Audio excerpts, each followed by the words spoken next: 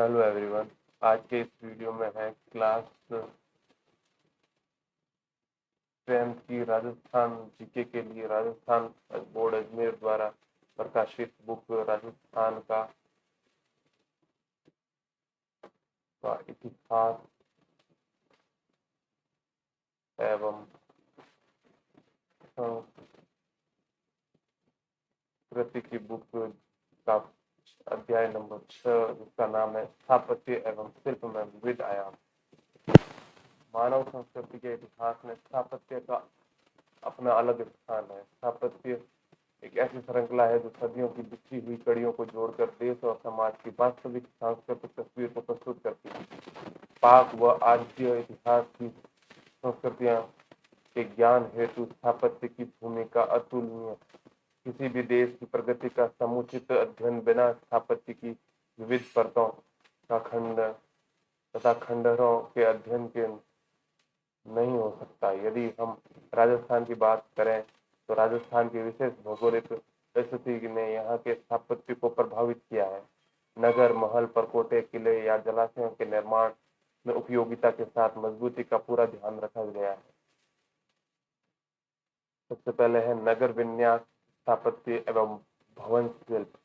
हनुमानगढ़ जिले के कालीबंगा और सौंथी में खुदाई के ऐसे अनेक प्रमाण मिले हैं जिसमें ज्ञात होता है कि ऋग्वैदिक काल में कई सदियों पूर्व सरस्वती एवं बृहस्पति की नदियों के किनारे पर बसे इन नगरों की नगर योजना एवं भवन निर्माण उच्च स्तरीय था। ईंटों के बने भवन, सड़कें, नालियां, गोल कुएं, वेदिकाएं आदि इस बात को प्रमाणित करती हैं। दक्षिणी पश्चिमी राजस्थान में आहड़, गिलुंड आदि संस्कृति के केंद्र रहे। मकानों में खिड़कियां, दरवाजे, बरामदे, खुले चौक आवास को पूर्णता प्रदान करते थे, जो यहाँ की समृद्ध अवस्था पर प्रकाश डालते हैं। अनाज पीसने के पत्थर, तांबे की चद्दरें आदि आहड़ की कृषि व व्यवसाय प्रधान बस्ती की और संकेत करते हैं। पौराणिक सभ्यता के युग में राजस्थान के कई सांस्कृतिक केंद्रों का ज्ञान होता है, जिनके पुष्कर, मरुधव्य, धन्व, जांगल, मत्स्य, साल्व, कांतार आदि प्रमुख। महाभारत काल में विराटनगर यानी बैराट, पुष्कर आदि नगरों का वर्णन आता है, जो स्थापत्य एवं रक्षा की दृष्टि से नगर योजना की समृद्ध कहानी कहते हैं। मौर्य काल से लेकर उत्तर गुप्त काल में भारतीय स्थापत्य की भांति राजस्थान में भी स्थापत्य की एक विशेष रूप का विकास हुआ। इस काल की कला केवल राजकीय प्रशासक में ही नहीं पलती थी, वरन आमजन के मध्य भी प्रचलित थी। विराटनगर, जयपुर अशोककालीन सभ्यता का एक अच्छा उदाहरण है। यहाँ के भग्नावशेषों में स्तंभलेख और बौद्ध विहार के खंडहर प्रमुख हैं। मौर्य काल में बेचड़ नदी के किनारे मध्यमिका चित्तौड़ के पास जिले आजकल नगरी कहते हैं की भव्य नगर योजना इस बात की साक्षी है कि 3री सदी ईसा पूर्व में 6ठी सदी तक यह भव्य नगर रहा। गुप्त और गुप्तोत्तर काल में मैनाल, अमझेरा, डबोक तथा भरतपुर के आसपास का क्षेत्र नगरीय वैभव के साक्षी है। बावड़ियां, कुंड, मंदिर, सड़कें, नालियां तथा रिहायशी मकानों का संतुलित निर्माण इन खंडहरों तथा उपलब्ध पुरातात्विक सामग्री में आसानी से दिखाई पड़ता है। 7वीं से 13वीं सदी तक का काल राजस्थान में स्थापत्य की दृष्टि से बहुत ही महत्वपूर्ण रहा है। राजपूत संस्कृति के उदय के कारण वीरता एवं रक्षा के प्रतीक किले एवं धार्मिक प्रवृत्ति के प्रतीक मंदिर बनाए गए। राजपूत काल में जहां जहां राजधानियां बनी वहां का नगर नियोजन विशिष्ट रहा। नगर की रक्षा एवं सुविधा की दृष्टि से जो स्थान चुना जाता था वह महत्वपूर्ण स्थान होता था। इसी दृष्टि से भीनमाल, चित्तौड़, मंडोर, होशियां, रणथंभौर, झालरापाटन, राजौरगढ़, आमेर जैसे स्थानों को राजधानी नगर बनाने हेतु चुना गया। आगे चलकर देशी राजाओं ने अपनी अपनी राजधानियों के लिए जोधपुर, जैसलमेर, बीकानेर, उदयपुर, बूंदी, कोटा, जयपुर जैसे नगरों की स्थापना की और उन्हें परिपूर्ण नगर के रूप में विकसित किया। उदाहरण के लिए यदि हम जयपुर को देखें तो महान शिल्पकार विद्याधर ने जयपुर शहर को 9 वर्गों के सिद्धांत पर बसाया था। सुव्यवस्थित रूप से बसे जयपुर के निर्माण में चौड़ी और सीधी सड़कें एवं रास्तों की व्यवस्था सर्वाधिक महत्वपूर्ण रही। शहर के दोनों सिरों पर 2 चौपड़ अर्थात छोटी और बड़ी चौपड़ हैं, जिसमें बीच में फव्वारे तथा चौड़ी सड़क के दोनों ओर बाजार हैं। शहर से निकास के लिए Suraj Pol, Chand Pol, Ghat gate, Sanganeri gate, Ajmeri gate, Zorawari Singh gate आदि महत्वपूर्ण दरवाजे हैं। सवाई जय सिंह की कल्पना को साकार करने के लिए जयपुर शहर की नींव नवंबर 1726 ईस्वी में राजगुरु पंडित जगन्नाथ सम्राट द्वारा रखी गई थी। आगे चलकर तो पूरे राजस्थान में नगर नियोजन को जयपुर के स्थापत्य ने प्रभावित किया। 12वीं सदी में जैसलमेर का निर्माण जंगल की निकटता और पानी की सुविधा को ध्यान में रखकर किया गया था। समूची योजना जनजीवन और व्यापार की समृद्धि के हित में थी। चौहानों के समय अजमेर की गिनती समृद्ध नगरों में की जाती थी। पृथ्वीराज विजय काव्य में अजमेर की तुलना इंद्रपुरी से की गई है। बूंदी के स्थापत्य में तथा इसके बसाने में जल की प्रचुरता का बड़ा हाथ रहा है। जोधपुर और बीकानेर की बसावट में गढ़ निर्माण, परकोटे, भवन निर्माण आदि भौगोलिक परिस्थितियों से संबंधित है। बीकानेर में समतल भूमि में पेशे के अनुसार नगर के भाग बनाए गए तथा हाटों और बाजारों को व्यापारिक सुविधा के अनुकूल बनाया गया। उदयपुर को झीलों के किनारे घाटियों के अनुकूल पेशे के अनुसार मोहल्लों में बांटा गया। नगरों के स्थापत्य से गांवों का स्थापत्य भिन्न रहा। पहाड़ी इलाकों में गांव पहाड़ी ढलान और कुछ ऊंचाई लिए हुए हैं, जैसे केलवाड़ा, सराड़ा आदि। पहाड़ों और घने जंगलों में आदिवासियों की बस्तियां छोटी छोटी टेकरियां पर 2-4 झोपड़ियों के रूप में बसी मिलती हैं। रेगिस्तानी गांवों को पानी की सुविधा को ध्यान में रखकर बसाया जाता है, इसलिए बीकानेर और जैसलमेर के गांवों के आगे सर अर्थात जलाशय का प्रयोग अधिकतर पाया जाता है, जैसे बीदासर, जैतसर, उदासर। फिर है दुर्ग शिल्प। राजस्थान का शायद ही कोई जनपद या अंचल ऐसा हो जहां कोई छोटा बड़ा दुर्ग या गढ़-गढ़ी न हो। दुर्ग निर्माण की परंपरा यहाँ बहुत प्राचीन काल से ही चली आ रही है। शुक्र नीति के अनुसार राज्य के 7 अंग माने जाते हैं, जिसमें दुर्ग भी एक है। संपूर्ण देश में राजस्थान वह प्रदेश है जहाँ पर महाराष्ट्र और मध्य प्रदेश के बाद सर्वाधिक गढ़ और दुर्ग बने हुए हैं।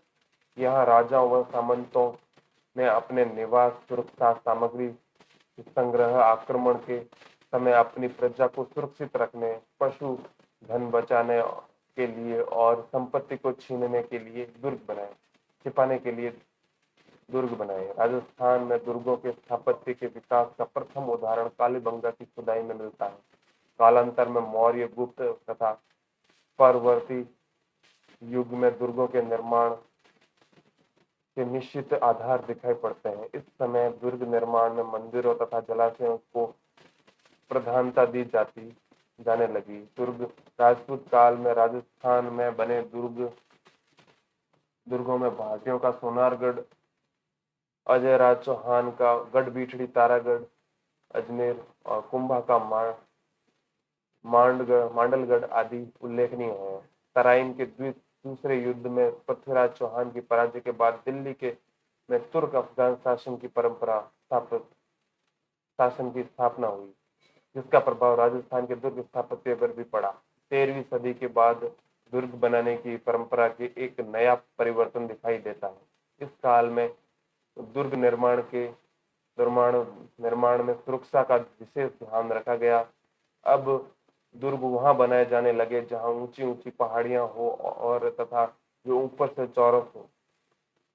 यहाँ खेती योग्य भूमि एवं सिंचाई के साधन का समुचित प्रबंधन किया गया। इस समय प्राचीन काल में जो दुर्ग बने हुए थे तथा जो जीर्ण शीर्ण या खंडर हो गए थे, उनका पुनर्निर्माण भी किया गया। जैसे आबू में अचलगढ़, महाराणा कुंभा ने इसे नवीन दुर्ग में परिवर्तित किया। कुंभा ने चित्तौड़गढ़ दुर्ग का भी आवश्यकता अनुसार पुनर्निर्माण करवाया। जब मुगलों के साथ राजपूताना के शासकों के मधुर संबंध बने तो दुर्ग स्थापत्य में भी परिवर्तन आ गया। अब राजपूत शासक पहाड़ियों के नीचे आकर समतल मैदान में नगर दुर्गों का निर्माण करने लगे, जैसे जयपुर, बीकानेर, भरतपुर आदि, क्योंकि राजस्थान के राजपूत शासकों के लिए यह स्थिरता व शांति का काल था। क्या आप जानते हैं राजस्थान के 6 प्रमुख दुर्ग आमेर महल, गागरौन, कुंभलगढ़, जैसलमेर, रणथंभौर, चित्तौड़गढ़ को जून 2013 में नोम में पेनह में हुई वर्ल्ड हेरिटेज कमेटी की बैठक में यूनेस्को वर्ल्ड हेरिटेज साइट की सूची में शामिल किया गया। प्राचीन ग्रंथों में दुर्गों की जिन प्रमुख विशेषताओं का उल्लेख हुआ है, वे राजस्थान के दुर्गों में प्राय देखने को मिलती हैं। सुदृढ़ प्राचीन अभेद दुर्ग, बुर्ज, किले के चारों तरफ गहरी खाई, यहाँ परिखा, गुप्त प्रवेश द्वार तथा सुरंग, किले के भीतर सिलह खाना, शस्त्रागार, जलाशय अथवा पानी के टांके, राजप्रसाद तथा सैनिकों के आवास गृह यहाँ के प्राय सभी दुर्गों में मिलते हैं। फिर है दुर्गों के प्रकार। अपनी स्थिति, स्थापत्य व उपयोगिता के आधार पर दुर्गों को कई प्रकारों में वर्गीकृत किया जा सकता है। दुर्गों के महत्वपूर्ण प्रकार निम्नलिखित। पहला है औदुक दुर्ग अर्थात जल दुर्ग। ऐसे दुर्ग जो विशाल जल राशि से घिरे हों, जैसे गागरौन दुर्ग। फिर है गिरी या पर्वत दुर्ग, किसी ऊंचे स्थान पर होते हैं। राजस्थान के अधिकांश दुर्ग इसी श्रेणी में आते हैं। फिर है मरुभूमि में बना दुर्ग, धानव दुर्ग कहलाता है, जैसे जैसलमेर का दुर्ग। सघन बीहड़ वन में बना दुर्ग वन दुर्ग कहलाता है, जैसे सिवाना का दुर्ग। एरन दुर्ग में वे दुर्ग हैं जिनमें मार्ग, खाई, कांटों व पत्थरों से दुर्गम हो, जैसे चित्तौड़ व जालोर के दुर्ग। पारीख दुर्ग अर्थात जिनके चारों ओर बहुत बड़ी खाई हो, जैसे भरतपुर दुर्ग, बीकानेर व जूनागढ़। फिर है 7वां, जिन दुर्गों के चारों ओर बड़ी बड़ी दीवारों का परकोटा हो, वे पारेधी दुर्ग कहलाते हैं, जैसे चित्तौड़, जैसलमेर। सैन्य दुर्ग वह है जिसमें युद्ध की व्यूह रचना में चतुर सैनिक रहते हों।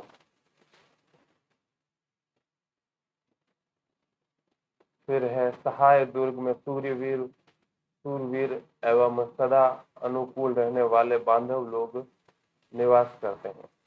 कुछ दुर्ग ऐसे भी हैं जिन्हें 2 या अधिक दुर्गों के प्रकार में सम्मिलित किया जा सकता है, जैसे चित्तौड़गढ़ दुर्ग को गिरी दुर्ग, पारीख दुर्ग एवं एरन दुर्ग की श्रेणी में रखा जा सकता है। दुर्गों के सभी प्रकारों में सैन्य दुर्गों को श्रेष्ठ माना जाता है।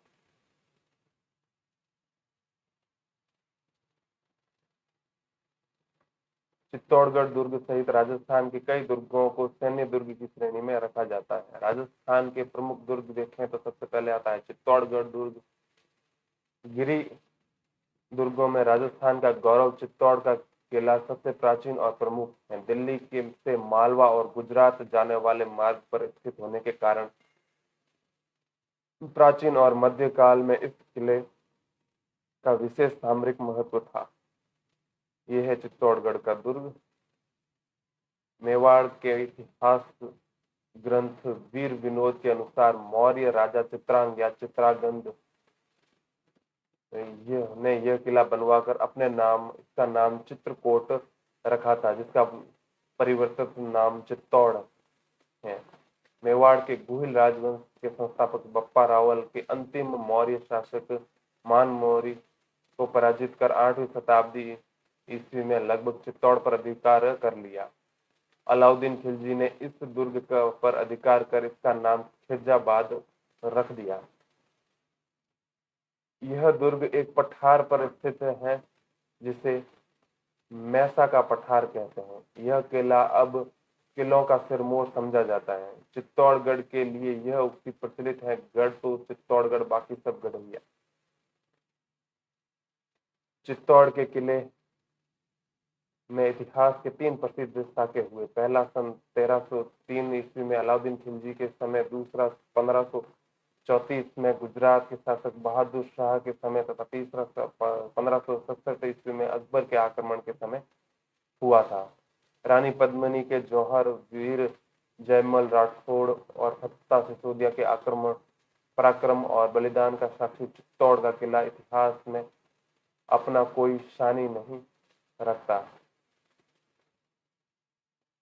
सुदृढ़ और घुमावदार, प्राचीन, उन्नत और विशाल बुर्ज, 7 अभेद प्रवेश द्वार, किले पर पहुंचने का लंबा और टेढ़ा मेढ़ा सर्पिला मार्ग आदि यह विशेषताओं ने चित्तौड़गढ़ को एक विकट दुर्ग का रूप दे दिया। यहाँ के भवनों में तुलजा माता का मंदिर, नवलखा भंडार, भामाशाह की हवेली, श्रृंगार सवली प्रसाद, त्रिपोलिया दरवाजा, कुंभ श्याम जी मंदिर, सोमदेव मंदिर, कुंभा द्वारा निर्मित विजय स्तंभ, रानी पद्मिनी के महल, गोरा बादल के महल, चित्रांग मोरी तालाब तथा जैन कीर्ति स्तंभ उल्लेखनीय है। फिर है कुंभलगढ़ दुर्ग या ये है राजसमंद। महाराणा कुंभा द्वारा दुर्ग स्थापत्य के प्राचीन भारतीय आदर्शों के अनुरूप बना कुंभलगढ़ गिरी दुर्ग का अच्छा उदाहरण है। मेवाड़ और मारवाड़ की सीमा पर सादड़ी गांव के समीप स्थित कुंभलगढ़ दुर्ग संकट काल में मेवाड़ के राज परिवार का आश्रय स्थल रहा है। इस दुर्ग का प्रमुख शिल्पी मंडल था। कुंभलगढ़ दुर्ग 36 किलोमीटर लंबे परकोटे से घिरा हुआ है, जो अंतर्राष्ट्रीय रिकॉर्ड में दर्ज है। इसकी सुरक्षा दीवार इतनी चौड़ी है कि एक साथ 8 घुड़सवार चल सकते हैं। कर्नल टॉड ने कुंभलगढ़ की तुलना सुदृढ़ प्राचीन बुर्जों, कंगूरों के विचारों से एट्रस्कन वास्तु कैसे की है। दुर्ग के भीतर झाली बावड़ी, कुंभ स्वामी विष्णु मंदिर, झाली रानी का माल या मामादेव तालाब, उड़ना राजकुमार पृथ्वीराज राठौड़ की छतरी आदि अन्य प्रसिद्ध स्मारक बने हुए हैं। यहीं उदय सिंह का राज्याभिषेक हुआ तथा राणा प्रताप का जन्म हुआ। इसके ऊपरी छोर पर राणा कुंभा का निवास है, जिसे कटारगढ़ कहते हैं। इस किले की ऊंचाई के बारे में अबुल फजल ने लिखा है कि यह अपनी बुलंदी पर बना हुआ है कि नीचे से ऊपर की ओर देखने पर सिर से पिगड़ी गिर जाती है। फिर है रणथंभौर दुर्ग, सवाई माधोपुर। इसका निर्माण 8वीं शताब्दी में अजमेर के चौहान शासकों द्वारा कराया गया। एक मान्यता के अनुसार इसका निर्माण रणथाव देव चौहान ने करवाया था। रणथंभौर दुर्ग राणा हमीर देव चौहान के साहस का मुख्य गवाह है, जो सन 1301 में अलाउद्दीन से युद्ध करते हुए अपने शरणागत धर्म के लिए बलिदान हुआ। इस दुर्ग के स्थापत्य की विलक्षण बात यह है कि इसमें गिरी दुर्ग और वन दुर्ग दोनों की विशेषताएं विद्यमान है। रणथंभौर की सुदृढ़ नैसर्गिक सुरक्षा व्यवस्था से प्रभावित होकर अबुल फजल ने लिखा है कि यह दुर्ग बख्तर बंद है। दुर्ग परिसर में हमीर महल, रानी महल, हमीर की कचहरी, सुपारी महल, 32 खंभों की छतरी, जोगी महल, पीर सदरुद्दीन की दरगाह, गणेश मंदिर स्थित है। फिर है सिवाना दुर्ग, बाड़मेर। बाड़मेर में 56 के पहाड़ पर स्थित सिवाना का दुर्ग इतिहास प्रसिद्ध है। इसे अणखेलो अणखलो सिवाणो दुर्ग भी कहते हैं। इस दुर्ग की स्थापना 954 ईस्वी में परमार वंशीय वीर नारायण ने की थी। अलाउद्दीन खिलजी के काल में यह दुर्ग जालोर के राजा कानड़देव के भतीजे शीतल देव के अधिकार में था। अलाउद्दीन खिलजी ने 1310 ईस्वी में लगभग सिवाना के किले पर आक्रमण किया, जिसमें वीर शीतल देव वीर गति को प्राप्त हुए तथा दुर्ग पर खिलजी का अधिकार हो गया। सिवाना दुर्ग संकट काल में मारवाड़ जोधपुर के राजाओं की शरणस्थली रहा है। राव मालदेव ने गिरी सुमेल के युद्ध के बाद शेरशाह की सेना द्वारा पीछा किए जाने पर सिवाना दुर्ग में आश्रय लिया था। चंद्रसेन ने सिवाना के दुर्ग को केंद्र बनाकर मुगलों के विरुद्ध संघर्ष किया था। फिर है तारागढ़ का किला बूंदी। गिरी दुर्ग का बेहतरीन उदाहरण बूंदी का तारागढ़ का किला पर्वत की ऊंची चोटी पर स्थित होने के फलस्वरूप धरती से आकाश के तारे के समान दिखाई पड़ने के कारण तारागढ़ के नाम से प्रसिद्ध है।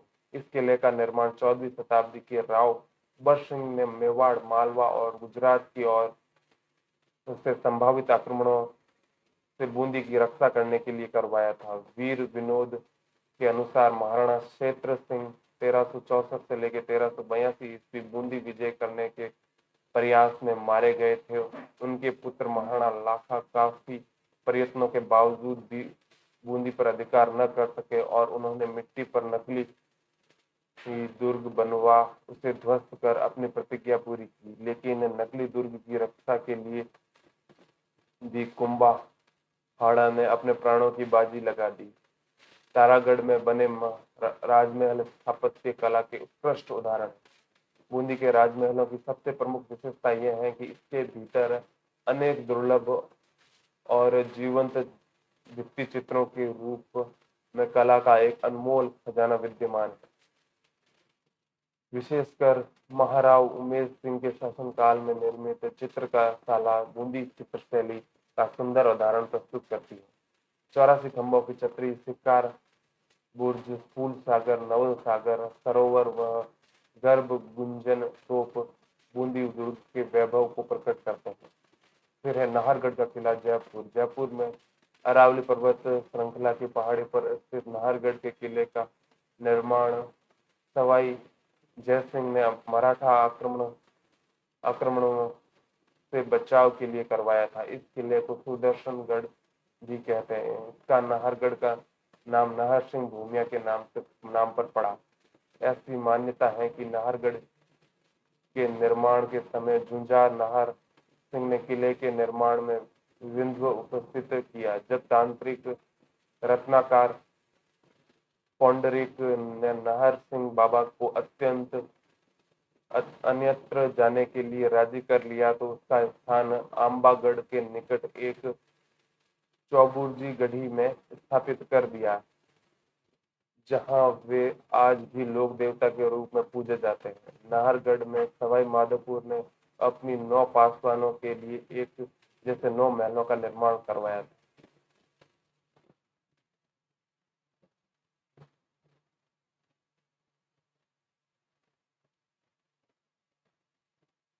फिर है तारागढ़ अजमेर। अजमेर जिला मुख्यालय पर स्थित अरावली की पहाड़ियों का तारागढ़ दुर्ग अब खंडित दशा में है। इसे गढ़ बीठड़ी तथा अजमेरू भी कहते हैं। शाहजहां के शासनकाल में विठल दास गौड़ यहाँ का दुर्गाध्यक्ष था और संभव है कि उस पराक्रमी योद्धा के नाम पर ही इस किले का नाम गढ़ बीठड़ी पड़ा हो। कर्नल टॉड के अनुसार इस दुर्ग का निर्माण चौहान शासक अजयपाल ने करवाया। तारागढ़ की प्राचीर में 14 विशाल बुर्ज हैं, जिसमें घूंघट, गुगड़ी तथा फूटी बुर्ज, बांद्रा बुर्ज, इमली बुर्ज, खिड़की बुर्ज, फतेह बुर्ज प्रमुख है। तारागढ़ दुर्ग को सन 1832 में भारत के गवर्नर जनरल विलियम बेंटिक ने देखा तो उनके मुंह से निकल पड़ा, ओ दुनिया का दूसरा जिब्राल्टर। फिर है मेहरानगढ़ दुर्ग जोधपुर। 1459 ईस्वी में राव जोधा द्वारा इस दुर्ग की स्थापना की गई। मेहरानगढ़ जोधपुर नगर की उत्तरी पहाड़ी स्थित चिड़िया टोप पर बना हुआ है। यह गिरि दुर्ग की श्रेणी में आता है। इसे मयूर ध्वजगढ़ गढ़ चिंतामणि भी कहा जाता है। लाल बलुआ पत्थर से निर्मित मेहरानगढ़ के महल राजपूत स्थापत्य कला के श्रेष्ठ उदाहरण है। अपनी विशालता के कारण संभवतः यह किला मेहरानगढ़ कहलाया। गढ़ बणियों मेहरान। दुर्ग के भीतर मोती महल, फतेह महल, फूल महल, श्रृंगार महल दर्शनीय है। महाराजा मानसिंह द्वारा स्थापित पुस्तक प्रकाश नामक पुस्तकालय वर्तमान में भी कार्यरत है। किले में लंबी दूरी तक मार करने वाले अनेक प्राचीन तोपें हैं, जैसे किलकिला, शुभ बाण, गजनी खान, जमजला, कक्कड़ बिजली, नुसरत, गुब्बार, धुंधा मीण, बिच्छू बाण, मीरबख्त, रहस्य कला तथा गजक। दुर्ग परिसर में चामुंडा माता, मुरली मनोहर व आनंद घन के प्राचीन मंदिर स्थित है। इसके अतिरिक्त यहाँ पर तख्त विलास, चाखेलाव महल, बिछला महल, श्रृंगार चौकी जैसी शानदार इमारतें भी दुर्ग में की शोभा बढ़ाती है। फिर है चूरू का किला। चूरू दुर्ग का निर्माण ठाकुर कुशाल सिंह ने 1739 ईस्वी में कराया था। 1857 ईस्वी के विद्रोहों में यहाँ के ठाकुर शिव सिंह ने अंग्रेजों का विरोध किया। इस पर अंग्रेजों ने बीकानेर राज्य की सेना लेकर चूरू दुर्ग को चारों ओर से घेरकर तोपों से गोलों की बरसात कर दी। जवाब में दुर्ग से भी गोले बरसाए गए। कुछ समय बाद गोले बनाने के लिए शीशा समाप्त हो गया। इस पर सेठ साहूकारों और जन सामान्य ने अपने घरों से चांदी लाकर ठाकुर के सामने रख दी। तब जब तोपों से छूटे चांदी के गोले शत्रु सेना पर जाकर गिरे तो शत्रु सेना हैरान रह गई और उसने जनता की भावनाओं का सम्मान करते हुए दुर्ग पर से घेरा उठा लिया। फिर है अकबर का दुर्ग अकबर ने अजमेर नगर के मध्य में 1570 ईस्वी में गुजरात विजय की स्मृति में एक दुर्ग का निर्माण करवाया। इस दुर्ग को अकबर का दौलत खाना और अकबर की मैगजीन भी कहते हैं। यह राजस्थान का एकमात्र दुर्ग है जो मुस्लिम दुर्ग स्थापत्य पद्धति से बनवाया गया। 1576 ईस्वी में महाराणा प्रताप के विरुद्ध हल्दीघाटी युद्ध की योजना में अंतिम रूप इसी दुर्ग में दिया गया। ब्रिटिश राजदूत सर थॉमस रो जब भारत आया तो मुगल सम्राट जहांगीर को अपना परिचय पत्र इसी दुर्ग में मिला। 1801 ईस्वी में अंग्रेजों ने इस किले पर अधिकार कर इसे अपना शस्त्रागार या मैगजीन बना लिया। फिर है लालगढ़ दुर्ग बीकानेर। इसे जूनागढ़ भी कहते हैं। इस दुर्ग की नींव महाराजा राय सिंह ने 1589 में रखी थी। दुर्ग की प्राचीर एवं अधिकतर निर्माण कार्य लाल पत्थरों से हुआ है, इसलिए इसे लालगढ़ भी कहा जाता है। दुर्ग में आंतरिक द्वार सूरजपोल दरवाजे पर इस दुर्ग के संस्थापक राजा राय सिंह की प्रशस्ति उत्कीर्णित है। सूरजपोल के दोनों तरफ चित्तौड़ के साके में वीर गति पाने वाले दो इतिहास प्रसिद्ध वीरों जयमल मेड़तिया और फत्ता सिसोदिया की हाथी पर सवार मूर्तियां स्थापित हैं। रतन निवास, रंग महल, कर्ण महल, अनूप महल, छत्र निवास, लाल निवास, सरदार निवास, चीनी बुर्ज, सुनहरी बुर्ज, विक्रम विलास आदि इस दुर्ग में स्थित प्रमुख निर्माण है। भैंसरोडगढ़ का किला चित्तौड़गढ़।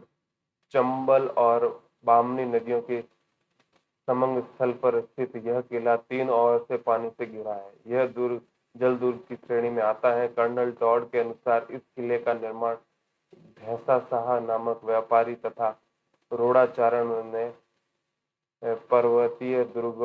पर्वतीय लुटेरों से अपने व्यापारिक काफिले की रक्षा हेतु करवाया था।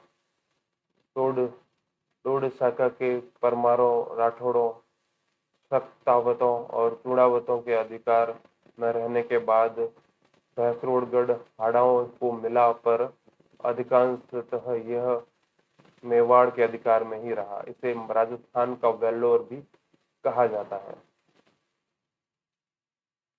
फिर है गागरोन का किला झालावाड़। काली सिंध व आहू नदी के संगम स्थल पर स्थित यह किला जल दुर्ग की श्रेणी में आता है। इसका निर्माण 11वीं शताब्दी में टॉड परमारों द्वारा करवाया गया था।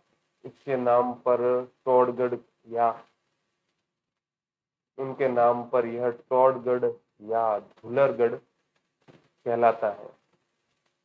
तत्पश्चात यह दुर्ग खिची चौहानों के अधिकार में आ गया। यह किला अचलदास खिची की वीरता की याद दिलाता है, जो 1423 ईस्वी में मांडू के सुल्तान हुसैन शाह से लड़ता हुआ वीर गति को प्राप्त हुआ। संत पीपा की छतरी, सूफी संत मिठे साहब, संत हमीदुद्दीन चिश्ती की दरगाह तथा औरंगजेब द्वारा निर्मित बुलंद दरवाजा इस किले की शोभा बढ़ाते हैं। ये है गागरोन का किले का चित्र, जो कि झालावाड़ में स्थित है। फिर आता है जयगढ़ आमेर का दुर्ग।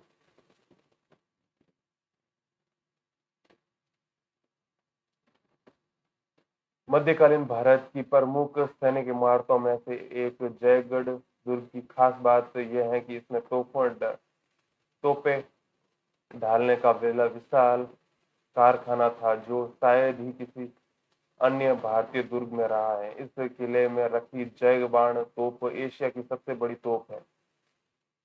जयगढ़ अपने विशाल पानी के टैंकों के लिए भी जाना जाता है। इस किले के निर्माण एवं विस्तार में विभिन्न कछावा शासकों का योगदान रहा, परंतु इसे वर्तमान स्वरूप सवाई जय सिंह ने प्रदान किया।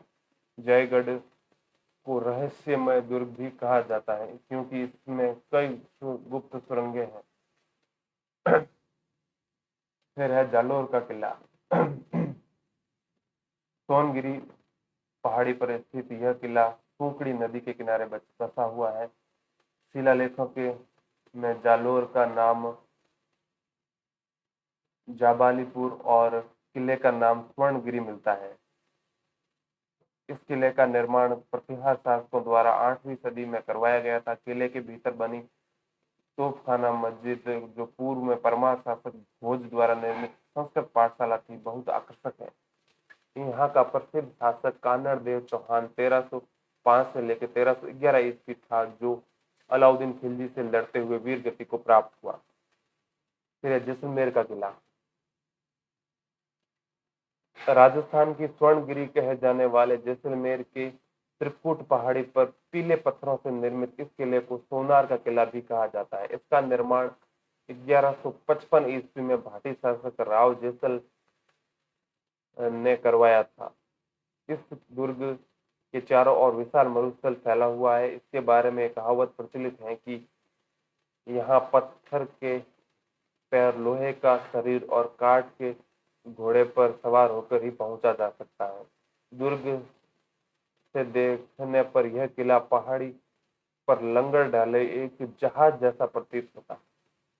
इस किले को कारीगरों ने चूने के स्थान पर बड़े बड़े पीले पत्थरों को परस्पर जोड़कर खड़ा किया है।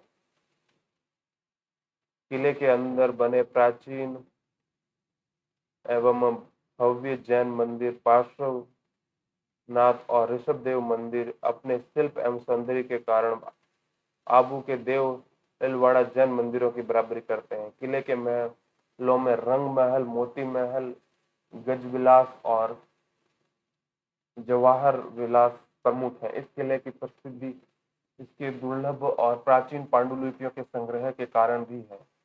फिर है लोहागढ़। भरतपुर के जाट राजाओं की वीरता एवं शौर्य गाथाओं को अपने में समेटे लोहागढ़ का किला अजयता एवं सदृश सदृढ़ता के लिए विख्यात है। यह 1733 ईस्वी में जाट शासक महाराजा सूरजमल द्वारा बनवाया गया।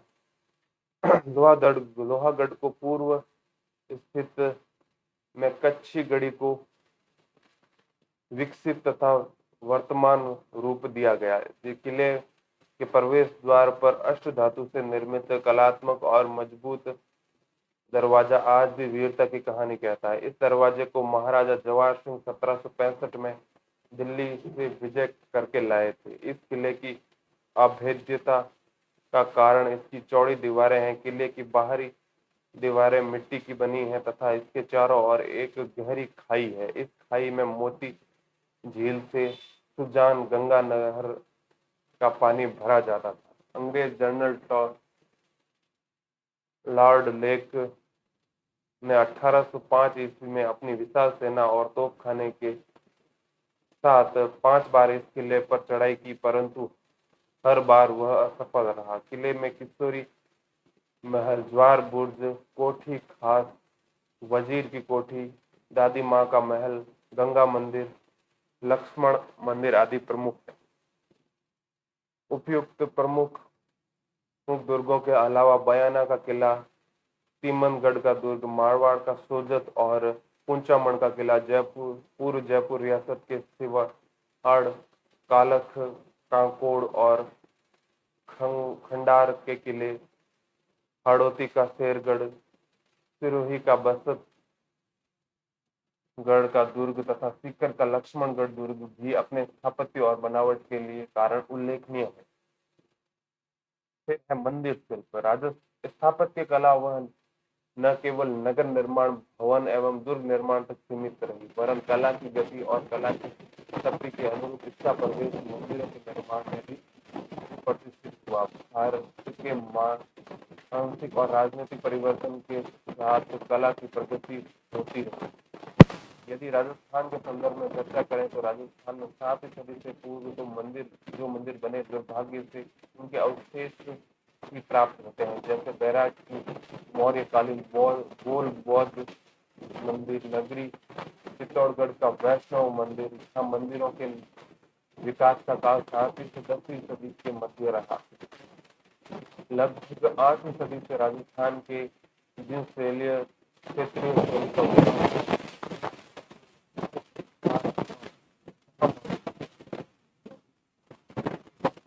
प्रारंभिक निर्माण मंदिरों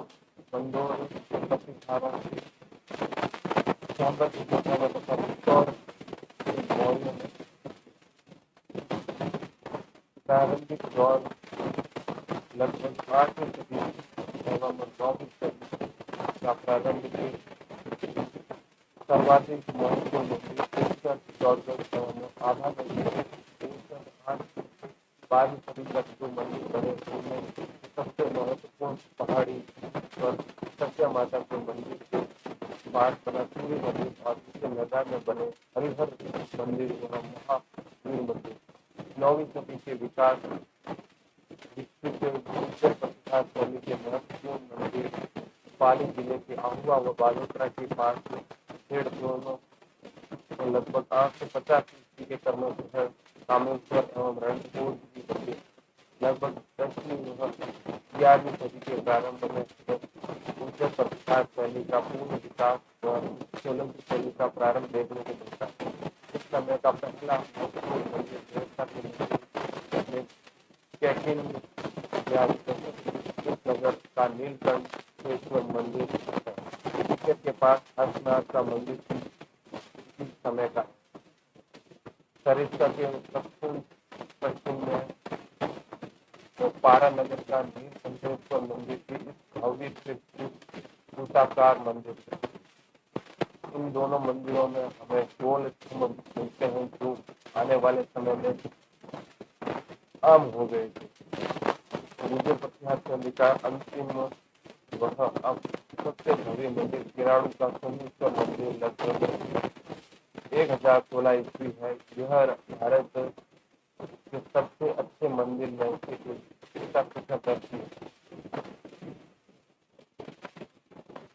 इस क्रम को आगे बढ़ाने वालों में जालोर में विशेष स्थान और उसके पश्चात चौहान परमारों और पुरोहितों ने मंदिर को सुंदर बनाया। परंतु उस काल के कुछ मंदिर पूज्य प्रस्थान शैली से अलग भी है। इसमें बड़ौली का मंदिर, नालंदा के पास घास बहू का मंदिर और उदयपुर में जगत अम्बिका मंदिर प्रमुख है। 11वीं से 13वीं सदी के बीच बने राजस्थान के मंदिर सर्वश्रेष्ठ हैं, क्योंकि यह मंदिर क्षेत्र का स्वर्ण भाग है। इस काल में राजस्थान में काफी संख्या में विशाल और अलंकृत मंदिर है, जिन्हें सोलंकी या मारू पूजक शैली के अंतर्गत रखा जा सकता है। इस शैली में मंदिरों में ओसियां का तृतीया माता मंदिर, चित्तौड़गढ़ दुर्ग में स्थित कामेश्वर मंदिर आदि प्रमुख। इस शैली के मंदिरों में खंबे अलंकृत, पतले, लंबे और गोलाई ली है। ये मंदिर ऊंची पीठिका पर निर्मित है। इस समय की एक और शैली विकसित हुई, जो है भूमि। राजस्थान के इस शैली का सबसे पुराना लगभग 1010 से लेकर 20 ईस्वी मंदिर पाली जिले के शिववाड़ी का जैन मंदिर। नैनाल का महाकालेश्वर मंदिर लगभग 1000 12 जिले के रामगढ़ का भंड देवरा व बिजोलिया का सुंदेश्वर मंदिर इस शैली के अन्य उदाहरण। राजस्थान कुछ महत्वपूर्ण संपूर्ण भारत में 13वीं सदी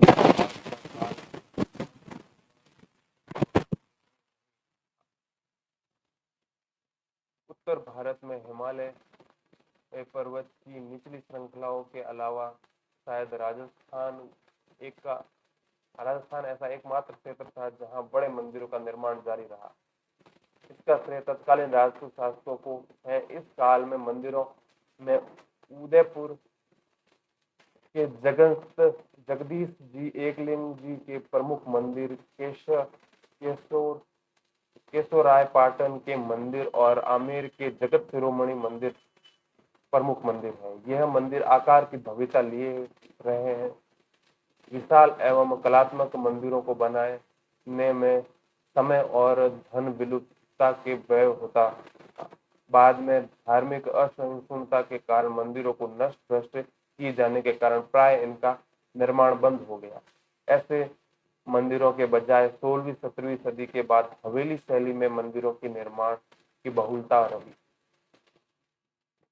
राजस्थान के अनेक जैन मंदिर बने जो वास्तुकला की दृष्टि से अपना अलग अलग स्थान रखते हैं। इन मंदिरों में विशिष्ट तल विन्यास, संयोजन और स्वरूप का विकास हुआ, जो इस धर्म की पूजा पद्धति और मान्यताओं के अनुरूप था। जैन मंदिरों में सर्वाधिक प्रसिद्ध देलवाड़ा के मंदिर है। इसके अलावा रणकपुर, ओसियां, जैसलमेर आदि स्थानों के जैन मंदिर प्रसिद्ध हैं। पाली जिले के सेवाड़ी, खानेराव, नाडोल, नारनई, सिरोही जिले के वरमाण, झालावाड़ जिले के चांदखेड़ा और झालरापाटन, बूंदी में केसरोपाटन, करौली में श्री महावीर जी आदि जगहों के जैन मंदिर भी प्रसिद्ध हैं। फिर है एकलिंग जी का मंदिर, उदयपुर। एकलिंग जी का लकुलिश मंदिर उदयपुर शहर के निकट नाथद्वारा राजमार्ग पर कैलाशपुरी नामक गांव में स्थित है। इसका निर्माण 8वीं सदी में मेवाड़ के गोहिल शासक बप्पा रावल ने करवाया था तथा इसे वर्तमान स्वरूप महाराणा रायमल ने प्रदान किया। मंदिर के मुख्य भाग में काले पत्थर से बनी एकलिंग जी की चतुर्मुखी प्रतिमा है। एकलिंग जी को मेवाड़ राजघराने का कुल देवता माना जाता था, जबकि मेवाड़ का शासक स्वयं को इसका दीवान मानते थे। इस मंदिर के आहत में कुंभा द्वारा निर्मित विष्णु मंदिर भी है। किराड़ू के मंदिर, बाड़मेर। किराड़ू का प्राचीन नाम किराटकुप था, जो बाड़मेर के हाथमा गांव के समीप के खदिन रेलवे स्टेशन के 5 किमी दूर एक पहाड़ी पर स्थित है। 11वीं से 12वीं सदी में बने यहाँ के मंदिर ओसियां के मंदिर के नाम के बाद के समय के हैं। यहाँ पर 5 मंदिरों का समूह है जिसे वैष्णव शैव मंदिर है। यह है किराड़ू के मंदिर बाड़मेर का एक चित्र। किराड़ू के मंदिरों में से सबसे सुंदर सोमेश्वर मंदिर है। यह मंदिर उच्च कोटि की तक्षण कला के साथ साथ गुप्तकालीन व क्षेत्रीय परमार्थ और सोलंकी शैलों की अद्भुत मिश्रण प्रस्तुत करता है। किराड़ू को राजस्थान का खजुराहो भी कहा जाता है। जगत शिरोमणि मंदिर आमेर। आमेर स्थित इस मंदिर का निर्माण कच्छावा शासक मानसिंह की पत्नी कांकावती ने अपने पुत्र जगत सिंह की याद में करवाया था। मान्यता है कि इस मंदिर में प्रतिष्ठित काले पत्थर की कृष्ण की वही की मूर्ति है जिसकी मीरा चित्तौड़ में आराधना किया करती थी। मानसिंह इसे चित्तौड़ से लेकर आए थे। फिर है जैन मंदिर देलवाड़ा। उत्तर मध्यकालीन मंदिर स्थापत्य का चरमोत्कर्ष आबू पर्वत स्थित देलवाड़ा के जैन मंदिरों में देखा जा सकता है। यह राजस्थान गुजरात की सोलंकी चालुक्य शिल्पकला शैली के प्रमुख नमूने कहे जा सकते हैं। जिन जैन मंदिरों में दो यहाँ स्थित जैन मंदिरों में दो मंदिर प्रमुख हैं। पहला मंदिर प्रथम जैन तीर्थकर ऋषभ देव का है जिसे 1031 ईस्वी में गुजरात के चालुक्य शासक भीमदेव के मंत्री विमल शाह ने बनवाया था। इस मंदिर को विमल शाही के नाम से भी जाना जाता है। दूसरा प्रमुख मंदिर 12वें जैन तीर्थकर नेमिनाथ का है जिसका निर्माण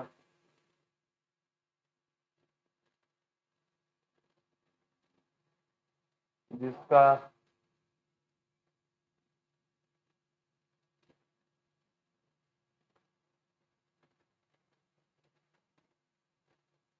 इसका निर्माण वास्तुपाल और तेजपाल द्वारा 1230 ईस्वी में करवाया गया था। इस मंदिर को लूण व शाही के नाम से भी जाना जाता है। इस मंदिर के मंडप स्तंभ और छतरियों तथा वेदियों के निर्माण में श्वेत पत्थर का बारीकी से खुदाई की गई है। इस मंदिर की रंग मंडप वह नव चौकी की कलात्मकता अद्भुत। फिर है हर्षत माता मंदिर आभानेरी। आभानेरी नामक स्थान पर स्थित हर्षत माता का मंदिर गुर्जर प्रतिहार कालीन कला का उत्कृष्ट उदाहरण है। 11वीं सदी में यह इस प्रदेश को महमूद गजनवी ने भ्रष्ट कर दिया तथा मंदिर भी पूर्णतः क्षतिग्रस्त हो गया। मूलतः यह मंदिर एक विष्णु मंदिर था। फिर है शिव मंदिर बाड़ोली। चित्तौड़गढ़ जिले में स्थित बाड़ोली शिव मंदिर पंचायत शैली का मंदिर है। इसमें मुख्य मूर्तियां शिव पार्वती और उनके सेवकों की है। ऐसी मान्यता है कि इस मंदिर का निर्माण हूण शासक तोरमाड़ के पुत्र निमिहिर कुल ने करवाया था। फिर है शिव मंदिर भंडदेवरा। बारा जिले में रामगढ़ में स्थित भंडदेवरा का शिव मंदिर हाड़ौती व खजुराहो के रूप में प्रसिद्ध है। इसका निर्माण मेदवंशीय राजा मल्लहे वर्मा ने 10वीं सदी में करवाया था। यह मंदिर पंचायतन शैली में से बना है। जैन मंदिर रणकपुर। पाली जिले में स्थित रणकपुर का जैन मंदिर अपनी अद्भुत शिल्प कला व भव्यता के लिए विख्यात है। प्रथम जैन तीर्थकर आदिनाथ को समर्पित इस मंदिर का निर्माण महाराणा कुंभा ने के शासनकाल 1433 से लेकर 1468 ईस्वी में धरणी शाह नामक एक जैन व्यापारी ने करवाया था। यह मंदिर 1444 से खंभों पर टिका होने के कारण खंभों का अजायब घर भी कहा जाता है। मूल गर्भगृह में आदिनाथ की 4 मुख वाली मूर्ति प्रतिष्ठापित है, इसलिए यह मंदिर चौमुखा मंदिर भी कहलाता है। फिर सच्चा माता मंदिर ओसिया। जोधपुर से 57 किमी की दूरी पर दक्षिण पश्चिमी दिशा में ओशिया स्थित है। यहाँ 8वीं सदी के बने जैन वैष्णव व जैन मंदिर समूह गुर्जर प्रतिहार कला के प्रमुख केंद्र थे। यहाँ प्रारंभिक तरीके से वैष्णव शैव व जैन धर्मों का निर्माण हुआ है। ओशिया के जैन के वैष्णव मंदिरों में हरिहर मंदिर व सूर्य मंदिर प्रमुख हैं। जैन मंदिरों ने महावीर का मंदिर तथा शाक्त मंदिर में पीपला माता का शस्या माता के मंदिर प्रमुख हैं। फिर है सास बहू मंदिर नागदा। उदयपुर से 27 किमी दूर नागदा में 1026 ईस्वी में गुहिल शासक श्रीधर द्वारा कुछ मंदिरों का निर्माण करवाया गया। इसमें से 2 जुड़वा वैष्णव मंदिर सास बहू मंदिर के नाम से प्रसिद्ध हैं। यह दोनों ही मंदिर आकार में छोटे होने के बावजूद भी अलंकरण की दृष्टि से समान ही है। फिर है राजप्रासाद आदि एवं महल स्थापत्य। स्थापत्य का एक विशिष्ट रूप राजप्रासाद है। राजस्थान में राजपूतों के राज्य स्थापित होने के साथ राजभवनों का निर्माण होने लगा। मैनाल, नागदा, आमेर आदि स्थानों में पूर्व मध्य काल के राजभवनों के अवशेष मिलते हैं, जिसमें छोटे छोटे कमरे, छोटे छोटे दरवाजे, खिड़कियों का अभाव एवं दो किनारों के कमरों को बरामदे से जोड़ा जाना इसकी विशेषता है। मध्यकाल में आर्थिक समृद्धि के कारण राजप्रासाद विलास भव्य एवं सुसज्जित बनने लगे। कुंभाकालीन राजप्रासाद सादे थे, किंतु बाद के काल में महलों की बनावट एवं शिल्प में परिवर्तित दिखाई देता है। 15वीं सदी के बाद यह राजपूत शासकों का महलों के साथ संपर्क हुआ, इसका असर यहाँ के महलों के स्थापत्य पर भी दिखाई दिया। फव्वारे, छोटे बाग बगीचे, बेल बूटे, संगमरमर का प्रयोग, मेहराब, गुम्बज आदि रूपों में मुगल प्रभाव इन इमारतों का पर दिखाई देता है। जैसे उदयपुर के महलों में अमर सिंह के महल, कर्ण सिंह का जग मंदिर, जगत सिंह द्वितीय के काल का प्रीतम निवास महल, जग निवास महल, आमेर के दीवाने आम दीवाने खास, बीकानेर के कर्ण महल, शीश महल, अनूप महल, रंग महल, जोधपुर के फूल महल आदि। 17वीं सदी के पश्चात कोटा, बूंदी, जयपुर आदि के महलों के स्पष्ट मुगल प्रभाव दिखाई देता है। मुगल प्रभाव के कारण राजप्रासादों में दीवाने आम दीवाने खास चित्रकलाएं, बाहरदरियां, गवाक्ष झरोके, रंग महल आदि को जगह मिलने लगी। इस प्रकार के महलों में जयपुर की सिटी पैलेस तथा उदयपुर का सिटी पैलेस प्रमुख है। राजस्थान के महलों में दींग के महल, जल महल भी कहते हैं का विशेष स्थान है। यह महल जाट राजा सूरजमल का द्वारा निर्मित है। दींग के महलों के चारों ओर छज्जे कार्निस है, जो अलग ही प्रभाव उत्पन्न करते हैं। फिर है हवेलियां की स्थापत्य। हवेली स्थापत्य कला। राजस्थान के नगरों में सामंत और शेठों के भव्य हवेलियां बनवाई। जयपुर की हवेलियां परंपरा इतनी प्रसिद्ध हुई कि बाद में शेखावटी के धनिकों ने अपने अपने गांव में विशाल हवेलियां बनवाने की परंपरा की नींव डाली थी। रामगढ़, नवलगढ़, फतेहपुर, मुकुंदगढ़, मंडावा, पेलानी, सरदार शहर, रतनगढ़, लक्ष्मणगढ़ आदि कस्बों में विशाल हवेलियां बनाना प्रारंभ हो गया। जैसलमेर की सालम सिंह की हवेली, नथमल की हवेली तथा पटवों की हवेली को जयपुर की जाली एवं कटाई के कारण आज दुनिया भर में प्रसिद्ध हो गई है। इस प्रकार कुवंशी पत्थर की बनी करौली, भरतपुर, कोटा की हवेलियां भी अपनी कलात्मक संगत राशि के कारण अद्भुत है। बाद के वैष्णव मंदिर भी हवेली शैली के आधार पर ही बने रहा, इसलिए विशाल हवेलियां मंदिरों के रूप में आज जगह जगह दिखाई देती हैं। बीकानेर की प्रसिद्ध बछावतों की हवेली 16वीं सदी के उत्तरार्ध में कर्ण सिंह बछावत द्वारा बनाई गई। इसके अलावा बीकानेर में मोहता, मुंदड़ा, रामपुरिया आदि की हवेलियां अपने शिल्प वैभव के कारण विख्यात हैं। बीकानेर की हवेलियां लाल पत्थर से बनी हैं। इसकी बनावट में मुगल, किशनगढ़ एवं यूरोपीय चित्रशैली प्रयुक्त की गई है। ये है चित्र जो है मंडावा हवेली का। शेखावटी की हवेलियां अपने भित्ति चित्रों के लिए प्रसिद्ध है। नवलगढ़ की हवेलियों के रूप निवास, भगत, जालान, पौधदार और भगेरिया की हवेलियां प्रसिद्ध हैं। बिसाऊ झुंझुनू में नाथूराम पौधदार की हवेली, सेठ जयदयाल कोट केठिया की तथा सीताराम सिगटिया की हवेलियां विख्यात है।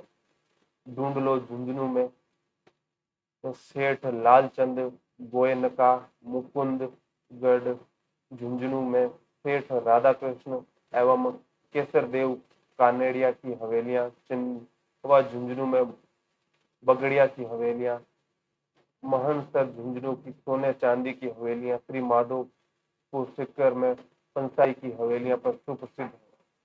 लक्ष्मणगढ़ सीकर की 4 टोंक की हवेली वह चैतराम की हवेली भी दर्शनीय है। सीकर में गोरीलाल बियाणी की हवेलियां, रामगढ़ सीकर में ताराचंद रुहिया की हवेली, फतेहपुर सीकर में नंदलाल देवड़ा की हवेली भी समकालीन भित्ति चित्रों के कारण प्रसिद्ध है।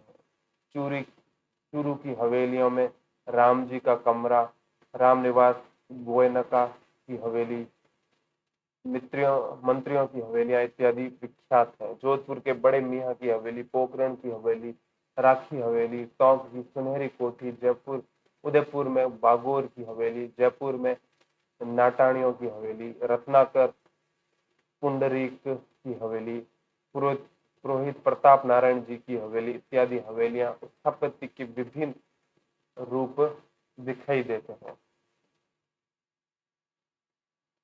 फिर छतरियां, मकबरे और दरगाह। मृत्यु के बाद स्मृति चिन्ह बनाने की परंपरा बहुत पुरानी है। राजस्थान के शासक तथा श्रेष्ठी वर्ग संपन्न था तथा अतः इसकी मृत्यु के बाद उनकी याद में स्थापत्य की दृष्टि से विशिष्ट स्मारक बनाए गए, जिन्हें छतरियां और देवल के नाम से जाना जाता है। स्थापत्य कला एवं भवन निर्माण की दृष्टि से यह स्मारक बड़े महत्वपूर्ण है। जयपुर का गेटोर, जोधपुर का जसवंत खड़ा, कोटा का छत्र विलास बाग, जैसलमेर का बड़ा बाग तो इस दृष्टि से बहुत महत्वपूर्ण है। छतरियां मुगल और राजपूत काल का सुंदर समन्वय प्रदर्शित करती है। अलवर में मूसी महारानी की छतरी, फतेह गुम्मद करौली में गोपाल सिंह की छतरी, बूंदी में 84 खंभों की छतरी, रामगढ़ में सेठों की छतरी, बीकानेर में राव कल्याणमल की छतरी, गेटोर में ईश्वर सिंह की छतरी, जोधपुर में जसवंत सिंह का थड़ा, जैसलमेर में राजाओं और पालीवालों की छतरियों का स्थापत्य विलक्षण है। सूफी संत ख्वाजा मोइनुद्दीन चिश्ती की दरगाह अजमेर और हमीदुद्दीन नागौरी की दरगाह नागौर लोगों की आस्था का केंद्र होने के साथ साथ स्थापत्य के बेजोड़ नमूने हैं। दीवान शाह की दरगाह कपासन, मिठे शाह की दरगाह गागरोन, शक्कर पीर बाबा की दरगाह नरहड़, अब्दुल पीर की मजार भवानपुरा, मीरा साहब की दरगाह बूंदी, ख्वाजा फखरुद्दीन की दरगाह सरवाड़, अब्दुल्ला खां का मकबरा अजमेर आदि हिंदू मुस्लिम स्थापत्य कला के समन्वय के प्रतीक है। फिर जल स्थापत्य। राजस्थान का एक बड़ा हिस्सा रेतीला है, इसके बावजूद भी यहाँ जल स्थापत्य का विकास हुआ। कुएं, कुंड, बावड़ियां, टांके यहाँ के जल स्थापत्य की पहचान है। कुआं राजस्थान में उपयोगी जल स्रोत है। बांदी कुई का नाम किसी बांदी अर्थात दासी द्वारा बनवाए कुएं के नाम पर रखा गया है। बाटाड़ू गांव बाड़मेर में आधुनिक पाषाण काल से बना संगमरमर का कुआं दर्शनीय है। टांके जल स्थापत्य के महत्वपूर्ण उदाहरण है। इनसे बरसाती पानी एकत्रित किया जाता है। टांकों के अच्छे नमूने किलों में मिलते हैं, जिसमें जयपुर का जयगढ़ किला प्रमुख है। ये टांके मध्यकालीन सिविल इंजीनियरिंग के उत्तम प्रमाण है। राजस्थान के जनजीवन में बावड़ियां बहुत महत्वपूर्ण है। इनके निर्माण में उपयोगिता के साथ ही सौंदर्य का भी विशेष ध्यान रखा जाता है। ये राज परिवार के सदस्यों, मुख्यतः रानियां, राजमाताएं, श्रेष्ठी वर्ग इत्यादि द्वारा बनवाई जाती थी। इसके निर्माण से संबंधित सूचनाएं भी शिलालेखों पर अंकित की जाती थी, जिनमें निर्माताओं और कारीगरों की जानकारी प्राप्त होती है। बांदीकुई के निकट बनी आभानेरी की चांद बावड़ी संभवतः राज्य की सबसे कलात्मक बावड़ी है। मान्यता है कि किसी चांद नामक राजा ने इसे बनवाया था। मेवाड़ महाराणा राज सिंह की पत्नी रानी रामरसदे ने उदयपुर में त्रिमुखी बावड़ी का निर्माण करवाया। डूंगरपुर के निकट स्थित प्रसिद्ध नौलखा बावड़ी महारावल आस्करण की पत्नी